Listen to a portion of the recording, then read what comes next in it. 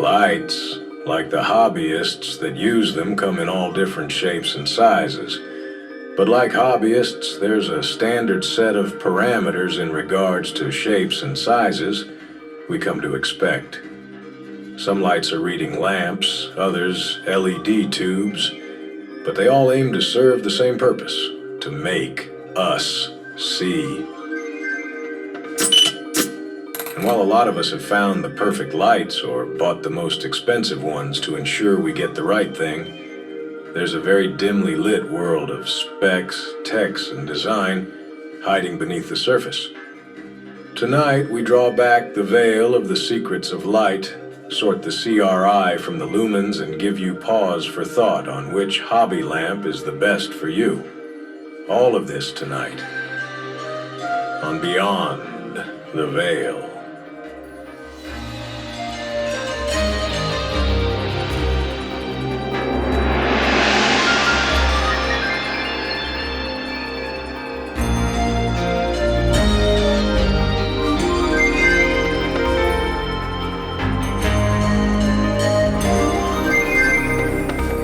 Hobby lamps are a bit of a mystery to many, myself included sometimes, mostly because there is so much choice. And with dedicated hobby companies making all kinds of lights these days, mostly with the hobby or wargamer tax added on top of it, it can be hard to know exactly what you're looking for. In the same way that a shit camera can be made better with great lenses, we also need to look at the most important thing about your hobby lamp, the bulb.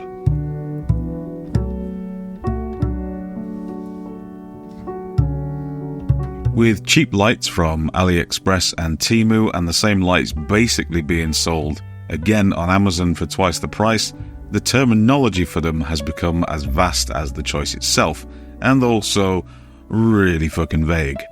But despite my overkill hobby filming lighting setup that I use on the daily, I do still build models, paint more models, and essentially the same things that you guys do. The only thing is that I just have to film it, which requires a little bit extra, but ultimately the same kind of thing. But the gold standard for most of these needs is to work in daylight or simulated daylight. Generally, we want to work under daylight because chances are your miniature will be viewed under some kind of influence from the most prevalent light we have, the sun, or a deviation thereof. And yeah, every other light source is kind of just a deviation from that. Your lights at home are more yellowed and tungsten, and the fluorescence in your game shop or your display case might be more of a bluey colour. But if your models are painted under a neutral midway point like daylight, they should be representative of what you intended in these environments. True daylight, from my perspective and quite a lot of other people's perspectives, is 5500 Kelvin. That's the colour temperature. An example, here I've got some cheap and cheerful shitty desk lamps, probably about 12 quid each for the body. The bulbs currently are super yellow tungsten, but you can just swap these out for some daylight bulbs. These are supposedly 5500 Kelvin, but at the price of 4 quid a bulb, I definitely couldn't guarantee that.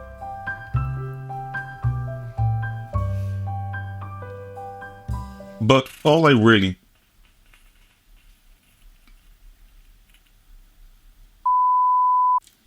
really did was change the bulb in something that I already owned, and hey presto, it's a hobby light. That'll be £900, please.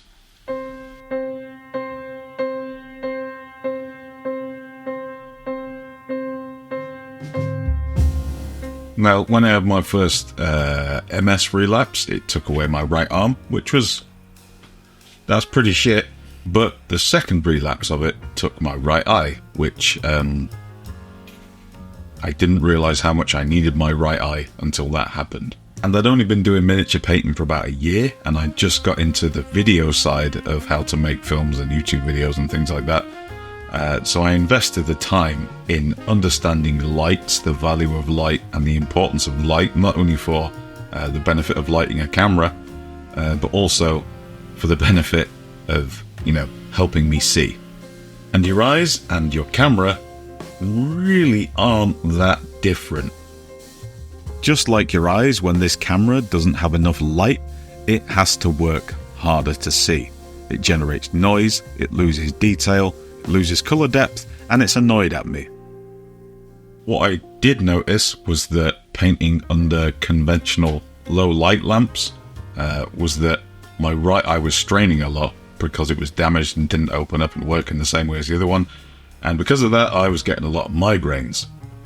And it's important to remember that even though my eye is a special case, all eyes are very similar. And if I'm stressing one of my eyes out, you're probably stressing both of them out if you don't have enough light. The only reason I noticed is because mine are now drastically different from each other.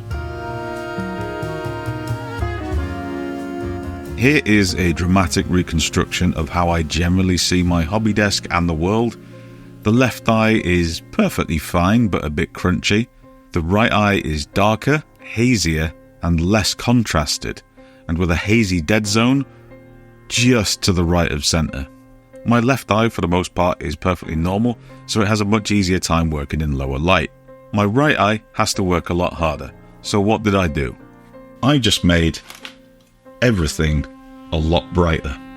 It does sound simple, yeah, but I do get sent a lot of unsolicited pictures of people's hobby desks and setups. Thank you for that.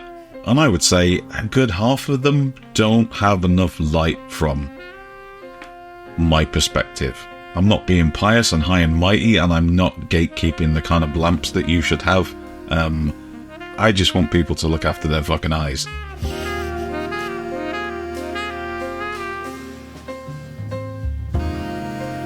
So what do I recommend? Well, the guys over at BenQ who sent this lamp, they say that 500 lumens is a good enough brightness, but they also don't actually anywhere on their website or in the documentation tell me what the lumen output of this lamp is. So I'm going to take that recommendation with a pinch of salt, if you don't mind. The Neatfi XL is often touted as the greatest miniature hobby lamp ever, and that boasts a whopping 2200 lumens. So I'm going to lead towards that number as something you probably want. But ultimately the rule I tend to operate by is that brighter is better. More light from more sources. If in doubt, just go brighter. If you get a light and you're debating whether it's bright enough or not, if it's cheap enough, just get another one. As long as the source of the light isn't actually in your field of view, you can't really go wrong with experimenting.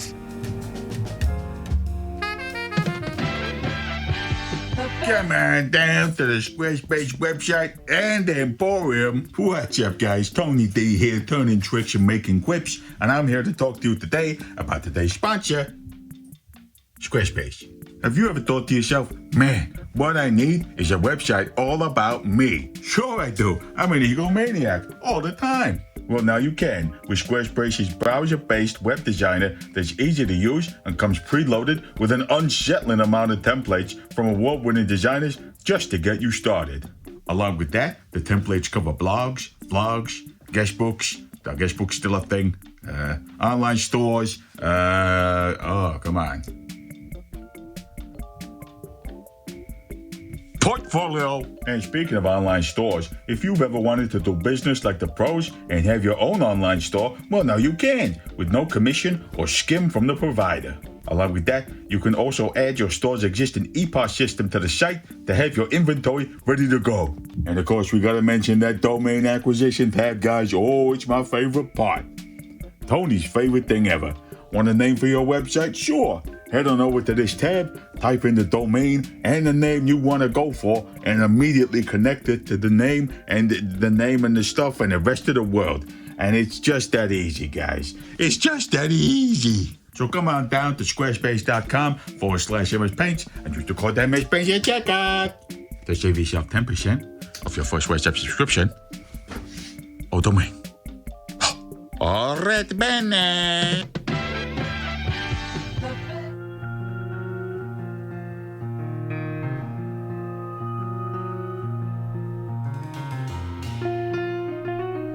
Diffusion is the act of taking a fairly direct light source and dispersing it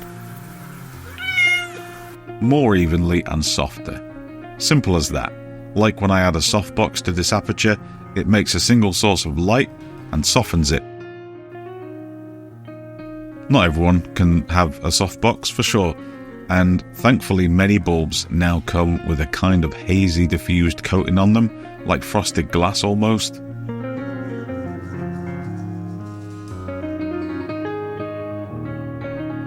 These Poundland bulbs are alright, but if you want some cheap diffusion on the fly, take some tracing paper, baking paper, or even wet palette sheets, white if possible, and tape it over the lamp. And when you do buy one cheap lamp, you might as well buy a second with a matching bulb. Try to elevate them to remove any directional shadows, and then we'll get an even more even light from above. And if you have got that diffusion on, there'll be even less shadowing and contrast to stress your little eyes out. Like there's times in a past video where I've had to expose perfectly to the desk and the miniature that I'm trying to film in, and as a result my hands have blown out because I'm really pale. It's an unpleasant thing to look at and makes the intended subject less of an easy focus. I'm going to go into examples in a moment, but the last thing that I need to touch on is something called CRI. CRI is Color Rendering Index. What does that mean? Well, thanks to our super best friends who sell cheap fire hazard shite, not that much anymore. The amount of sub £10 LED lights I see boasting a CRI of 97 or 98 out of 100 is pretty bonkers. And when you get them, they turn out to be more of an abstract interpretation of light rather than actual light. But a good CRI on a light is generally 80 to 100. A good CRI means that around this number, reds are going to look red and not orange or pink, whites look white, and blue-greys look blue-grey as opposed to, I don't know, maybe a warm grey. Things like that.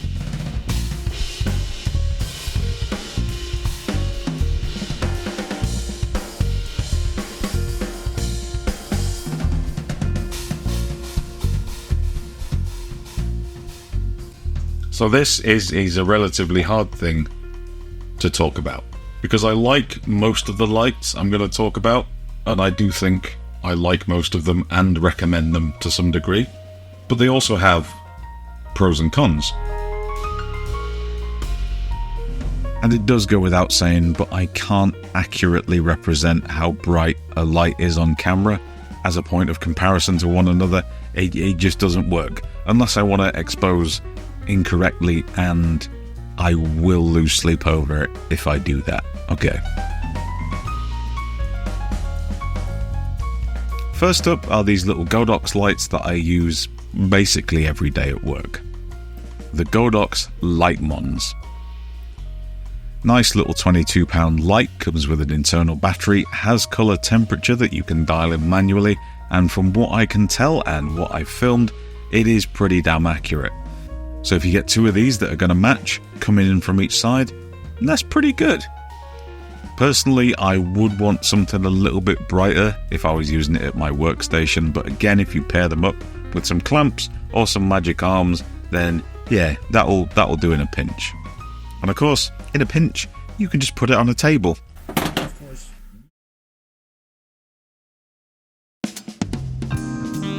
Next is the Godox TL30. This thing is really bright, has built-in diffusion and a built-in internal battery. Same controls and quality as the other Godox light, but surprisingly much brighter. I actually use this guy on my workstation since my other LED panel blew out. Again, you can dial everything in manually and the numbers line up with what it's actually putting out. For about 50 to 60, this is a very solid choice. If you want to get a cheap microphone arm or a magic arm clamp, slap this on and you're good to go. And honestly, I don't think you even need two of them. Next up is the BenQ Wit-E reading light, whatever that means. But overall, these are a little bit on the amazing side. Initially, I was a little underwhelmed by them, but then this video got pushed back and I ended up just using them for a bit of everything in everyday life. Build quality is great, with a weighted base that ain't fucking going nowhere. A threaded cord also is honestly just quality indulgence, really. And a funky ball head joint thing to tilt it and pose it however you want. They call this head shape a smile curve, but I'm gonna go ahead and name it Robo Banana. What it's essentially doing is casting light as wide as possible while keeping a smallish form factor, and because it's curved, the light fall off isn't as sudden as with like a rectangular lamp head. Interestingly, there's no real diffusion as such on this lamp, but it's some kind of refraction technology going on, which seems to bounce light rather than softening it. That works fine, but it does make for some slightly harder shadows on the subject and the workbench, and a little bit more than I'd like. Knowing that I was probably going to get some harder shadows though, I just went ahead and I asked BenQ for a second one to see how they matched up, and yeah, with a set of 2, they're perfect. And a big toggle that turns the brightness up and down, and then you can click it down to change to the light temperature control. There is no accurate readout of the temperature it's putting out, but from what I've found, you can dial it all the way to the maximum blue and then click it 3 notches back, and it basically, I think, gives you perfect daylight. However, these lamps are £200 each, which, well, that's a lot, isn't it? I know some people are going to say that that's not a lot. But, I mean, it is. I mean, I just made the shift over for no real reason, just shooting on anamorphic, and even I think that might be a little bit too much for a lamp. But if you think about it, a new starter set of Warhammer these days is like easily tickling £150, and you'll probably open it and put it on a shelf and may never use it. However, a £200 hobby light, you will probably use that every day for as long as you're in the hobby. But if you ask me, it ain't so bad when you stack it up like that. So yeah, maybe they are good enough for the money.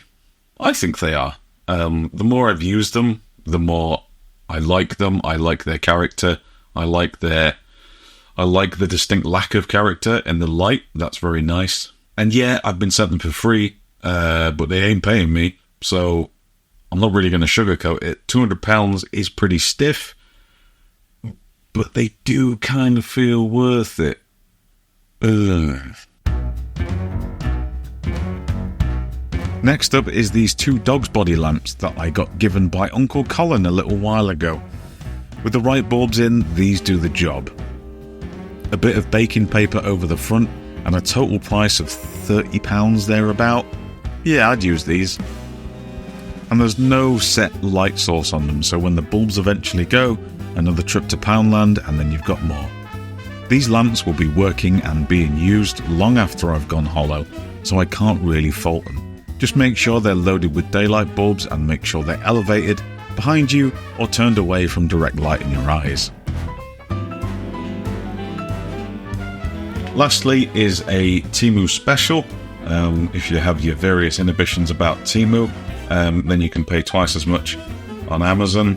I suppose it's pick your flavour of supposed evil. It's loads of different brands. This didn't have a brand when I bought it off Temu. But if it looks like this, then it is going to be that one. Yeah. This guy is probably the budget all-in-one winner for this video. I got it for £12. It comes with an arm and a desk clamp. Diffusion is good enough, and it runs off USB. It has 3 light modes that go from really fucking orange to just about daylight and cold blue. So no, you don't get much control, but the middle setting is basically good enough, and I have worked under it quite a bit. Is it bright enough? Just shy of perfect for me, but if I had 2, I think that would be a nice compromise. I will probably end up getting another one of these just to have it. So this one is kind of my armchair hobby lamp at home. Like, if I'm watching Monk through for like the 12th time in my life, I'll just crack this on next to me and, oh, it's still good.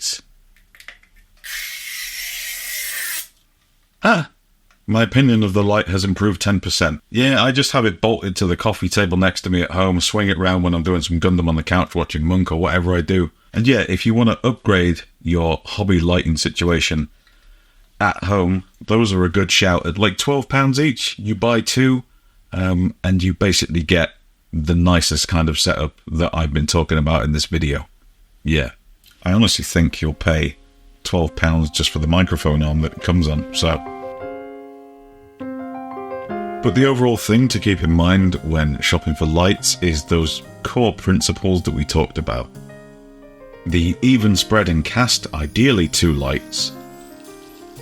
Diffusions to soften those shadows and go easy on your eyes. And aiming where you can for true daylight. Thanks to our wonderful Patreon community for making this video absolutely possible. You're all a wonderful, wonderful bunch of people. And thanks to BenQ for these wicked lights. They're not next to me, they're in the next room. And Michael Chumpchain says if I move the lights one more time, he's actually going to break my jaw. So they are in the other room, and we do use them. They're just not next to me right now. And thank you, dear viewer, for watching. I will see you next time. What an illuminating story. Despite all those techs and specs and conflicting numbers and values, I think we all learned that if you buy cheap, you end up paying the price. And remember, you can never have too much light, especially when looking beyond the veil.